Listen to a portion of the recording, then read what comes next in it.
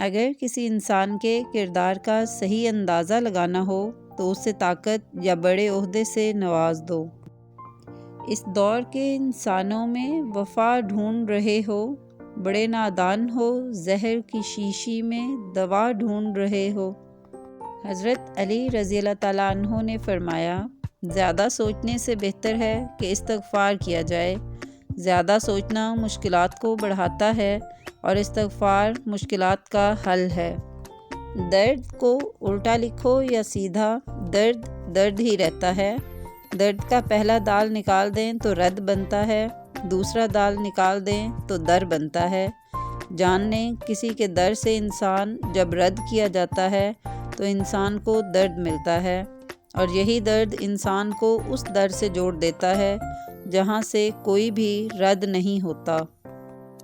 جہالت دنیاوی تعلیم سے ختم ہوتی تو شہر مکہ کا پڑھا لکھا آدمی ابو جہل نہ کہلاتا۔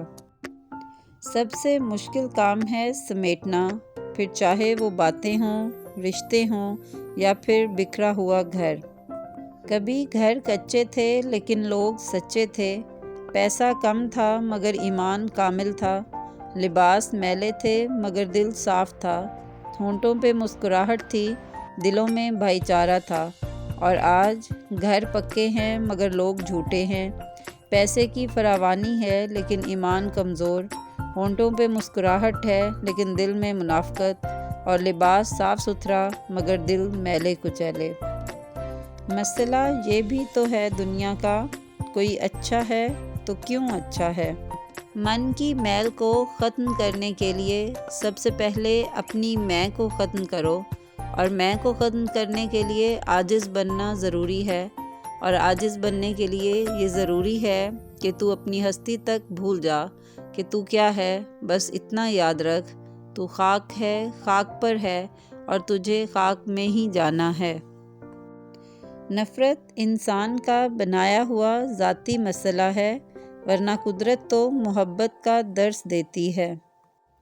میں نے کچھ غریب لوگ ایسے بھی دیکھے ہیں جن کے پاس پیسوں کے سوا کچھ نہیں۔ 10-20 لاکھ روپے کا جہیز، 5 لاکھ روپے کا کھانا، گھڑی پہنائی، انگوٹھی پہنائی اور سسرالیوں کے لیے کپڑے، مکلاوے کے دن کا کھانا، ولیمے کے دن کا ناشتہ، طرح طرح کی رسمیں اور بھاری اخراجات۔ بیٹی بیاہی ہے یا ماں باپ کو کوئی سزا ملی ہے، خدارا ان فرسودہ رسموں کو ختم کریں۔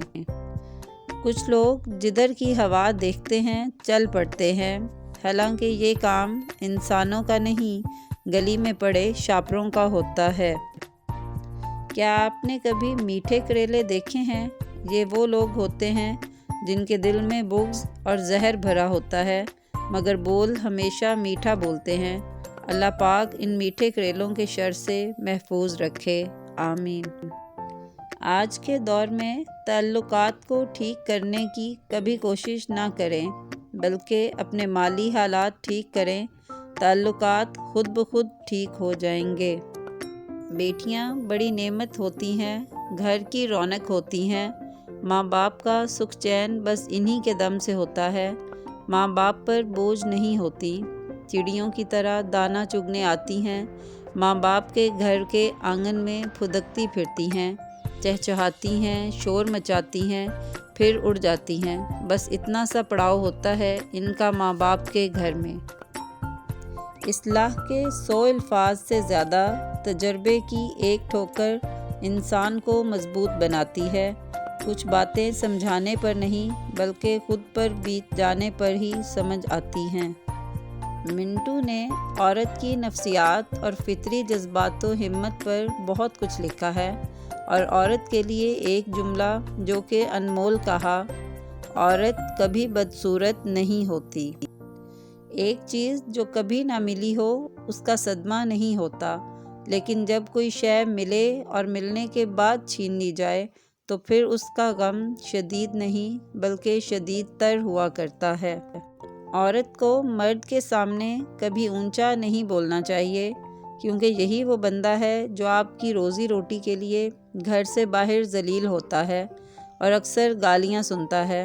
ایک آپ پر اس کی حکمرانی ہوتی ہے، کر لینے دیں، مرد کو بادشاہ بنا کر دیکھیں، ملکہ خود ہی بن جائیں گی۔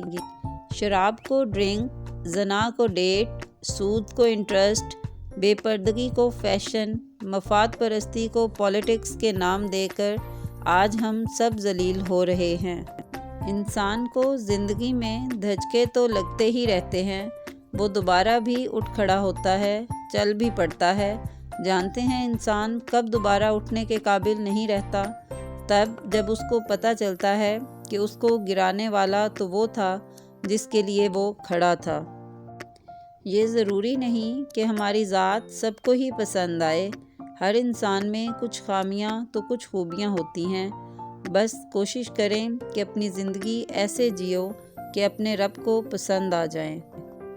ایک سائل نے کسی دانا شخص سے پوچھا، کیا چیز زیادہ اہم ہوتی ہے، راستہ یا منزل؟ دانا شخص بولا، تمہارا ہم سفر۔